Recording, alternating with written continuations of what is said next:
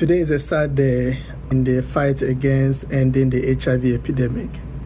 Over the years, HIV/AIDS has caused havoc in the life of people, and scientists all over the world, healthcare providers all over the world have been fighting since the inception of HIV/AIDS to help end HIV epidemic through treatments, testing, and one of the things the U.S. government have done is to create funding to help especially the developing countries to fight this disease.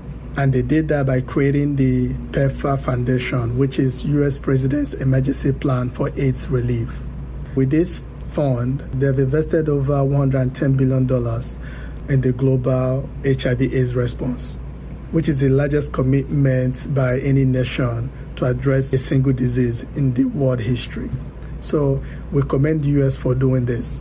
And this is because infectious disease such as HIV/AIDS has no boundary. And they recognize this, which is why they created this to help fight it, especially in the impoverished countries who don't have the financial capability of fighting it. And many countries benefit from this, especially the African countries. Nigeria as a whole, I think they've benefited about $13 million last year. South Africa, $18 million. And this funding helps in saving lives, preventing new HIV infections, accelerate the progress towards achieving HIV/AIDS pandemic control. So by halting this funding for 90 days to review if it's necessary or not is actually detrimental to the health of a lot of people. People are going to die, unfortunately. People who have been undetected, their viral load is going to shut up. There's going to be new HIV infections across the world.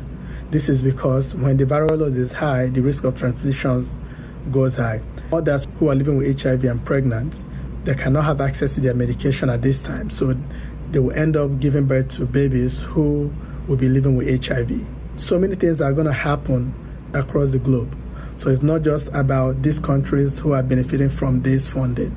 People are traveling. Americans are traveling to other countries, to African countries, go have sexual relationship with people unprotected, and they're going to contract HIV.